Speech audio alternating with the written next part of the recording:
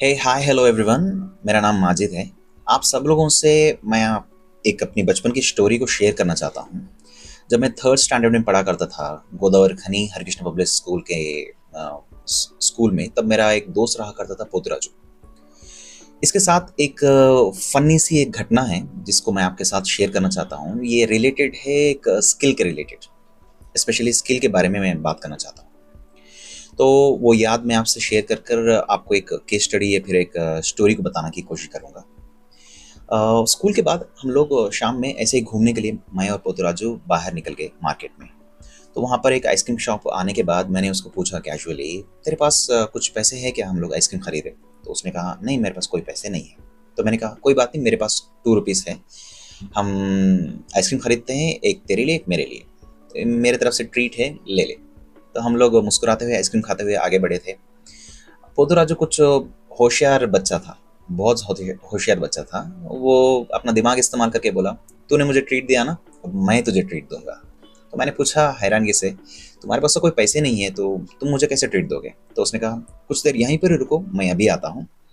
बोलकर एक fruit sellers के पास जाकर बहुत देर तक खड़ा रहा। 1 मिनट 2 मिनट गुजर गया, बस मैं वहीं पर बैठा रहा। सडनली भागता हुआ दौड़ता हुआ स्माइल करते हुए एक बनाना मुझे दिया और एक बनाना खुद लेके हम लोग खा लिए। तो मैंने ऐसे ही पूछा था कि तुमने कैसे किया, कहाँ से लेके आया, क्या वो तुम्हारा कोई रिश्तेदार है क्या? तो उसने कहा मुस्कुराते हुए, ऐसी कोई बात नहीं है, पर ये मेरा सीक्रेट है, बोल के उसने चीज़ को टाल दी कहना। तब मुझे समझ में नहीं आया था। ये घटना होने के कुछ एक तकरीबन 2 महीने के बाद हमारे स्कूल में एक्सकर्शन के लिए हमको बाहर लेके गया गया स्कूल की तरफ से।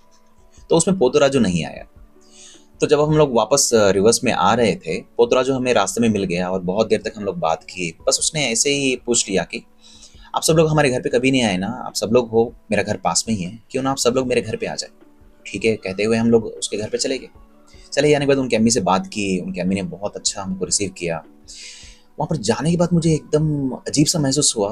पोतराजू एक नॉर्मल घर में नहीं रहता था, वो एक झोपड़ी पट्टी में रहता था। और इतनी छोटी झोपड़ी पट्टी जिसमें 3 लोग मुश्किल से सो जा सकते थे, या बैठना भी मुश्किल है, 6 लोग बैठ सकते थे।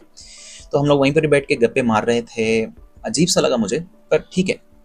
हम लोग ऐसी एक वाइब में थे, हम लोग एक्सकर्शन में जाने की, वही बातों में हम लोग जुड़ गए। तो माओ का दिल होता है ना, ऐसे ही कैजुअली उनकी माँ ने हमको पूछा, बेटा तुम लोग बहुत थके हुए लग रहे हो, कुछ खाओगे क्या? तो हम में से एक पूछा, हाँ हम लोग खाएंगे। लिटरली बोलने के लिए मुझे अजीब लग रहा है कि उनके पास खाने के लिए चावल और तरकारी भी नहीं थी, पर फिर भी माँ ने बाजुक से झोपड़ी पट्टी से कुछ लेके आया, उसको